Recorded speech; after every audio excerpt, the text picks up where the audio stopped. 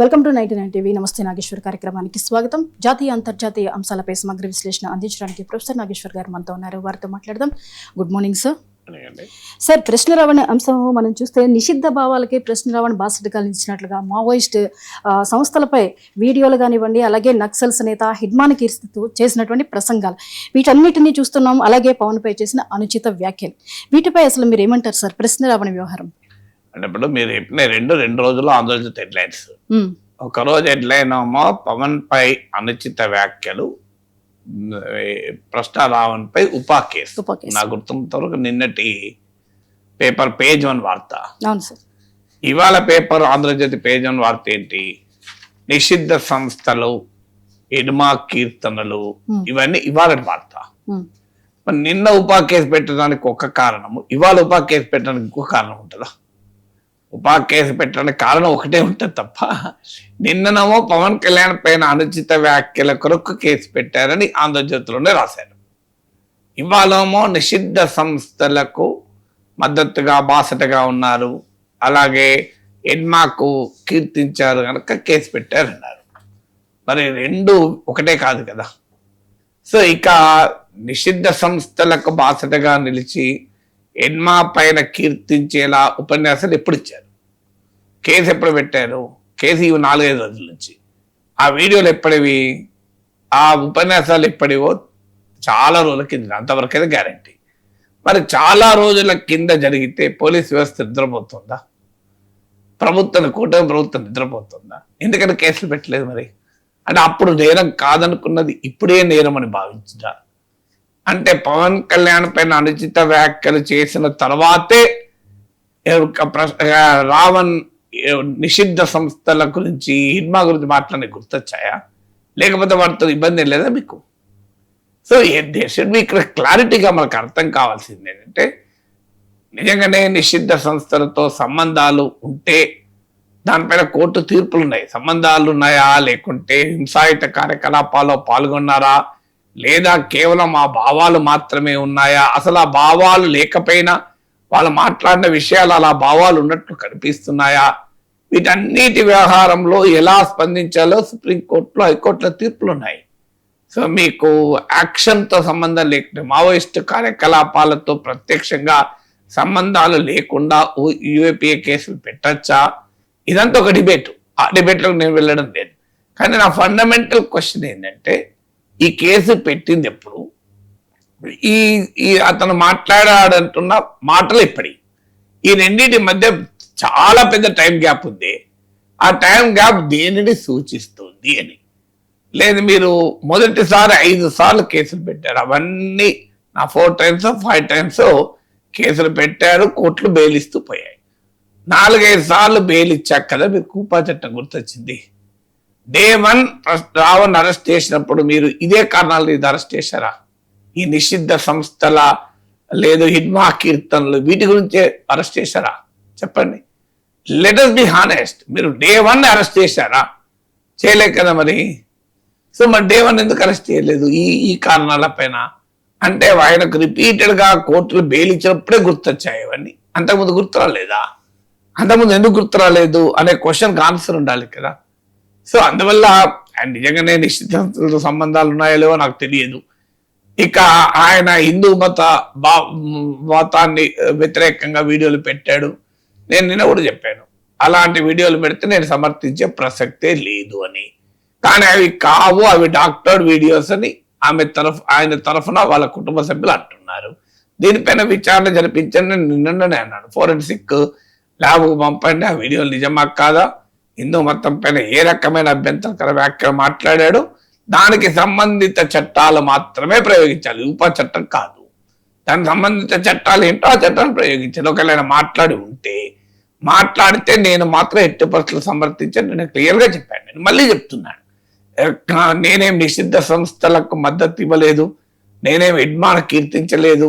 నేనేమి ఇడ్మాను కీర్తిస్తే, నిషిద్ధ సంస్థలకు మద్దతు ఇస్తే, హిందూ మతాన్ని అవమానిస్తే సమర్థించేవాడిని కాదు నేను. కానీ ఫండమెంటల్ క్వశ్చన్స్ ఏంటంటే, ఆ కారణాల మీద ఆయన మీద కేసులు పెట్టలే, అరెస్ట్ చేయలే. ముందు అరెస్ట్ చేసింది వేరు, ఇదంతా ఆఫ్టర్ థాట్ అంటారు, పోస్ట్ స్క్రిప్ట్. సో ఈ ఆఫ్టర్ థాట్నే క్వశ్చన్ చేసేది. నిజంగానే మీరు కాజ్ అండ్ యాక్షన్ ఉండాలి కదా. ఇప్పుడు ఆయన మాట్లాడాడు, కాజ్ యాక్షన్ అంటే వెంటనే ఉంటుంది. ఏడాది కిందో 2 ఏళ్ల కిందో 3 ఏళ్ల కిందో మాట్లాడిన వీడియోలు అన్నీ తీసి ఇప్పుడు కేసులు పెట్టడాన్ని ఎలా అర్థం చేసుకోవాలి? మరి అక్కడితో ఆగుతుంది. ఇలా పొద్దున్న నేను T5 డిబేట్ చూస్తున్నాను. వైఎస్ఆర్ కాంగ్రెస్ పార్టీ కూడా నిషేధిత మావోయిస్ట్ పార్టీతో సంబంధాలు ఉన్నాయి. అసలు ఏంటిది విచిత్రంగా రాజకీయాలు పట్టుకెళ్తే మావోయిస్ట్ పార్టీకి వైసీపీతో సంబంధాలు ఉన్నాయట.